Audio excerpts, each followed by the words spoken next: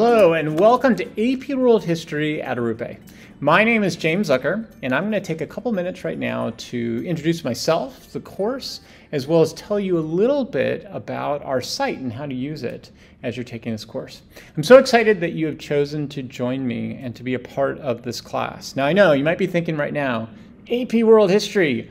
AP means, you got to memorize tons of facts, names, and dates, right? No, that actually is not what the course is about. Phew. Actually, what the course is about interpretation, analysis, and building arguments. Now, I don't know about you, but I find that really exciting. Why? Because I see it as an opportunity to express yourself, to be able to learn new skills. Skills like interpreting cause and effect, changing continuity, comparison and contrast, and finding out how to use those in order to look at cultures from across the world over time in order to see patterns of how humans have developed and interacted over time. So this class is not about memorization.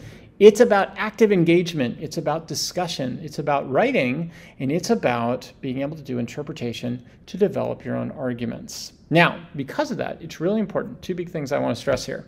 One is that it's really important that you get engaged with the class. And two, I need you to develop what's called a growth mindset. Now, you may have heard of this. Growth mindset means that you shouldn't focus on failure, and you shouldn't see failure as somehow that you've made a mistake that you can never recover from.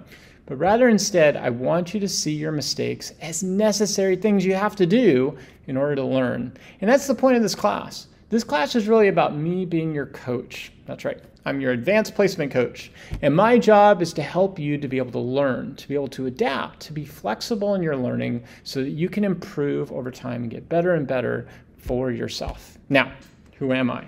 I'm James Zucker. Like I said, I teach over at Loyola High School in Southern California.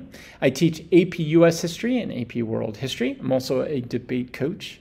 I work for the College Board, and I work for the College Board on the AP US History Test Development Committee. So I bring a lot of knowledge about how AP works and how the College Board works. But here's the great news. I get to learn from you guys. Every single year, I have really smart students who take this class, and I'm sure you are the same. And it's going to be really exciting to have you in this class so that I get to learn from you, and I hope you get to learn a lot from me as well, and from your fellow students as you're taking the class, not only about the subject matter of world history, but also about the skills of history that you are going to be learning about. So let's take a little bit of time to familiarize ourselves with the site that you are going to be working for on Arrupe. So this is what your AP World History course looks like on Arrupe. I want to give you an overall idea about what's here and what you should be expecting to do as you're working through the course. So we're just going to scroll down a little bit here so you can see some of the things. You notice up at the top, I have this really fancy picture for you guys up here. And then a few things I want to talk about in just a minute. The news forum, our pre-course tutorial, course information introductions, and both our fall term and our spring term. So let's start off up here with our news forum. So the news forum is going to be the place every single week where I will be posting your overall announcements. I'm also going to send those to you over email, so you'll be able to get those in two different ways. What I do with these news forums and with the emails is to tell you what the assignments are for the week and what the deadlines are for the week as well.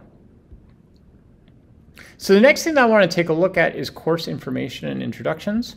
Course information and introductions is going to be the place where you will find our syllabi. You're also going to see our Zoom meetings for during the year. So what I'm going to be doing throughout the year is about once a month, right before our tests, we are going to be holding synchronous Zoom meetings. So I'm sure everybody's familiar now with synchronous versus asynchronous after our last year dealing with COVID. We are going to be doing about 45 minutes to an hour once a month. Those will be at night, and we're going to be doing some reviews for our tests. Trust me, those will be fun reviews, I promise. When we get together, I typically do a game, and after that, I do a little bit of a presentation, and then we do some group work, and I give you some feedback to get ready for tests or essays or so forth. So I will be posting our entire schedule up there for the Zoom meetings. I also have some other instructions that are up here as well. I have instructions for something called Edpuzzle that we use. You may be familiar with that from your classes at your brick and mortar schools. Edpuzzle is basically a place where you get to watch a video and you answer some questions as you go along. I'm also going to try and keep in contact with you in a variety of different ways. I'm going to set you up with something called Remind. Remind allows me and you to text back and forth, so you'll be able to use your phone. And on top of that, we are going to have this year a Discord channel. In the past, I've used Slack, as you see up here. But I'm actually going to test out something a little bit different here with Discord. Some of my students at school said that's the cool, hip new thing to do. Sorry, had to use that language there. But that's going to be something that I'm going to play around with, and you'll be able to find that here as well. So I just wanted to show you that. The next big thing that I want to show you is how you get to our weekly modules. So you notice here that we have the fall term and the spring term. If you click on the fall term right here, it's going to open up all of the different weeks that we are going to be doing. And the way I'm going to set up my class is in chronological order. So every single week, it will go from that first week into the second into the third week. So for example, this was for last year. We'll have a little bit of different dates for this year. But for our very first week last year was September 10th to 20th. Students would just go here. They would go ahead and open that up. And when they do open that up, they're going to see what we're going to be doing during that week. Now, there is a typical pattern that I do during my weeks every single week. You should expect that there's going to be some type of video lecture with notes that you're going to be taking. I will provide you with a Google template that you guys will be taking notes on and that you will be submitting back to me. After that, we typically have an Edpuzzle. There's some type of discussion. There's also a quiz. And then it depends each week as to what we do, whether it be a project, if it be an essay, or if it be a test each week. So that's what you should expect as far as a pattern goes. Expect that it's going to be that video lecture, Edpuzzle, discussion, and then some type of big project. Now, there are some weeks where I'm going to break that pattern. When I break patterns, the patterns tend to get broken by me doing either a presentation, some type of major type of discussion in which you will get together and actually discuss with the other people in class an issue over Zoom. Another way that we could do something is through research. So you expect that about every 3 to 4 weeks, there's a break in the pattern and we do something a little bit different just because I don't want to get the class really dry and boring for you guys. A couple more things that are really important that I want to talk to you about. One is going to be your grades. Now you will find all of this on the syllabus, but I want to talk to you a little bit about it. Your grades are broken down into several different categories. The categories are going to include participation, formative, summative, and your final exam. So participation is going to be primarily through our Zoom recordings and also discussions. Formative is all of the practices that we do leading up to our major exams that we're going to be taking. So formative can include things like notes. They can include some discussions that we're going to do, and any type of practices that we do on skills. I'm also going to be including informative when a test is done. You're going to get a chance to get some of those points back by going over the questions that you did incorrectly. That will be in your formative category. The summative category is where you show me if you mastered the skills that we learned. So that includes things like quizzes, tests, and essays. Don't get me wrong, I'm not just going to throw you into the deep end and say, oh, summative, good luck, we'll see how you're doing.